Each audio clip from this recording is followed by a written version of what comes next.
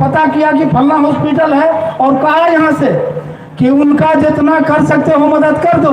और मैं अब तारीफ नहीं करूंगा, वो 1.5 लाख रुपया जो हॉस्पिटल का बिल था वो कंपाउंडर के द्वारा, हॉस्पिटल के व्यवस्था के द्वारा, वो समझिए यूं सारा माफ हो गया। वो हम इसके लिए हम दरगामा वासी की ओर से हम पप्पू यादव जी का हम बहुत बहुत शुक्रगुजार हैं। इनके बारे में हजारों चर्चाएं हैं, हजारों चर्चाएं हैं। आप लोगों ने सुना होगा कि मदद करते हैं दिल्ली में। मुझे चूंकि मैं राजनीति से जुड़ा हूँ, सामाजिक कार्य करता हूँ, इसलिए बहुत बार मिलने भेजने का लगा। और आज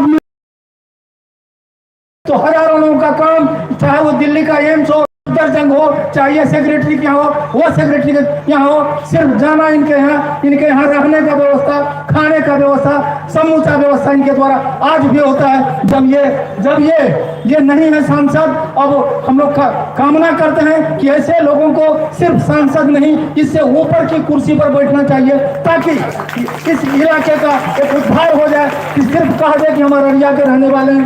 यूँ आप लोगों ने सुना कि कोरोना के समय में रेल भेज करके, बस भेज करके ये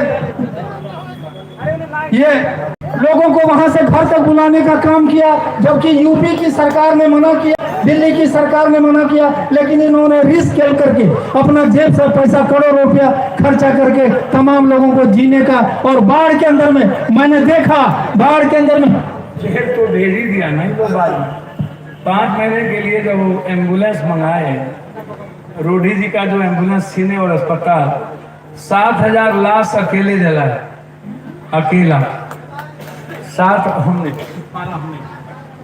7,000 लाश सबके माँ ने, बाप ने, भाई ने छोड़ दी। हर दिन 600-700 लाश हम जलाते थे। हमारे मुंह पर कोई पट्टी नहीं थी, हाथ में कोई ग्लव्स नहीं था। पूरी दुनिया कोरोना से डर रही थी और अकेला पूरे दुनिया में पप्पू यादव कोरोना को डरा रहा था, अकेला।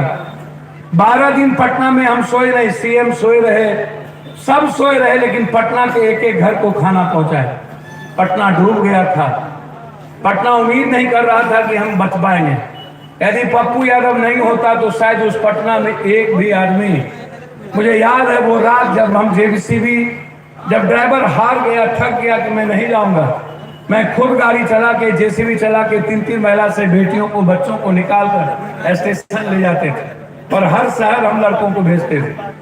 आपको सोचना पड़ेगा कि हम सब की जिम्मेदारी सिर्फ इंसानियत है, सिर्फ इंसानियत, सिर्फ इंसानियत। मैं मुखिया जी, मेरे लिए आप रिश्तेदार हैं, आप लोग, और आप लोगों का संस्कार मेरे भीतर है। यह जो संस्कार इस कोसी सीमांचल के लोगों ने मुझको दिया है, यह संस्कार हमें उत्कृष्ट संस्कार दिए और मैं उसी संस्कार से जीता। मेरे लिए आपका आशीर्वाद और सम्मान ही काफी है।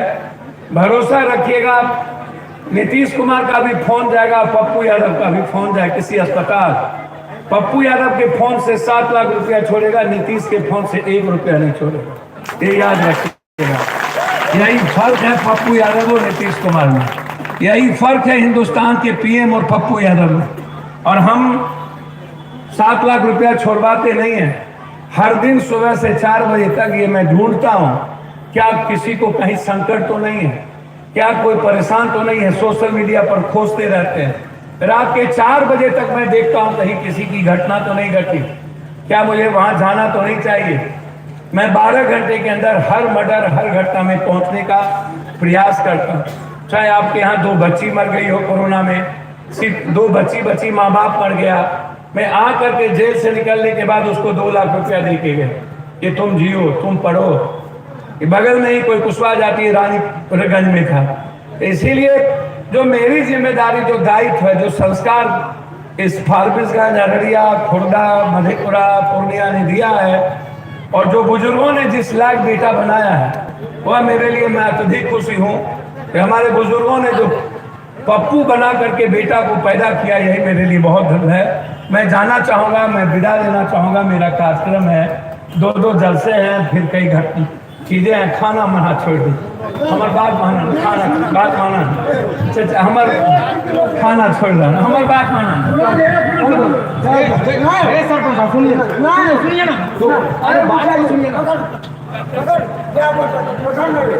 बगल में